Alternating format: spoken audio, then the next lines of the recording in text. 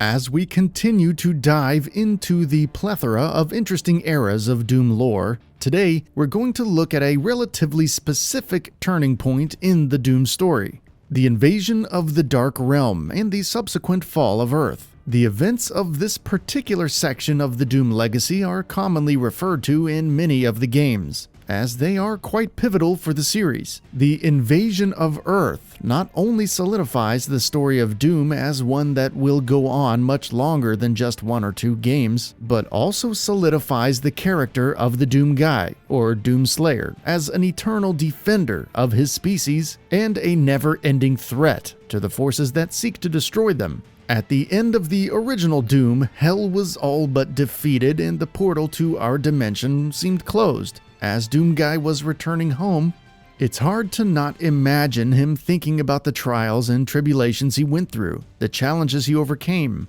and how fundamentally different he is now as a result of the entire debacle, of which he was the only survivor. As his escape pod lands on Earth's soil, Doom Guy sees his world in a very different state than he left it.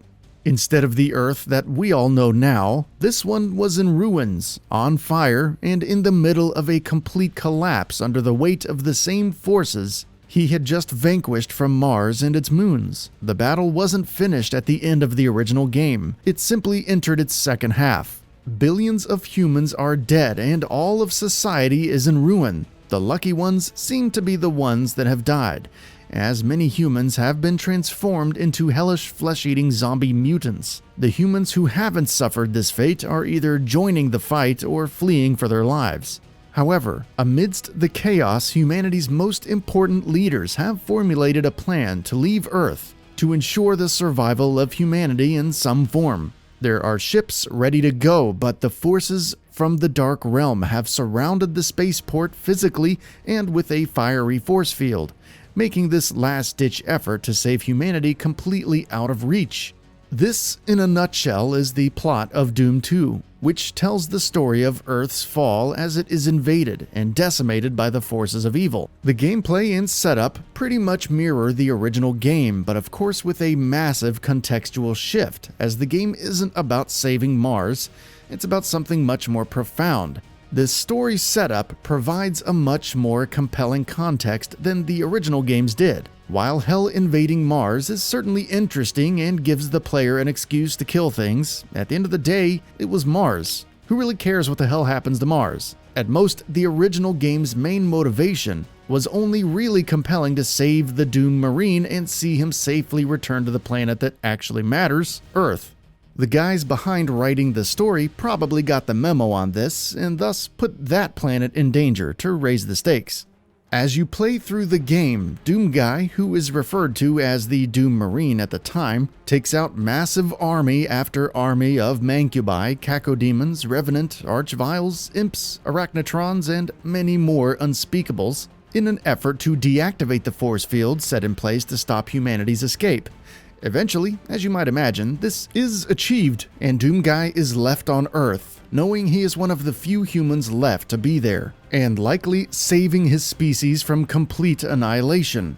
It's a very interesting angle for the story, as the series hadn't really experimented with such large stakes before, and it's nice to see them do so with this game and continue to build on the importance of the events in Doom games from there. However, the story isn't quite over when you would think it would be. Just as it seems that all is done, our beloved Marine receives an off-planet transmission from the human survivors in orbit, who have managed to find out where the armies of Hell are actually coming from. As the message goes on, it reveals that the base of the demonic forces is located in the center of the Marine's own hometown. Infuriated, the Doom Marine continues on and fights through the city to finally get to the demon base, but unfortunately sees the grim reality that there is no way to stop the invasion from our side of it. There is only one way to really deal with this problem, and he then decides to step into the portal, entering Hell, in an effort to deactivate the portal from the other side, thus stopping the channel of invasion once and for all. Quite a big move for the end of a game where Earth was just saved, but this adds tension and drama to a series of games that, at that time, really needed it. After seeing and confronting Hell's icon of sin, Hell is defeated. Doomguy then makes his way back to Earth, looking to help start a new era for humanity. As Doom 2's in-game text puts it, rebuilding Earth ought to be a lot more fun than ruining it was. If only things turned out to be that simple in the Doom universe. This particular era of Doom lore is super important, not just because it's interesting and takes the game into a more open-ended direction for future titles, but it also solidifies the series as one that will continue on. While Earth never quite gets totally destroyed, and neither does Hell, the events of Doom 2 that set the battle between man and Hell serve as perhaps the most important part of the lore. It's the reason why we have a stake in the fight and why it must continue. It takes the story of Doom as a single moment to something that is destined to be eternal. As long as there is an Earth to be defended and a Hell that wants it dead, there will be Doom games. That's it for this video. If you enjoyed and would like to see more, feel free to hit that subscribe button and hit the notification bell to ensure you'll be notified when new videos go up.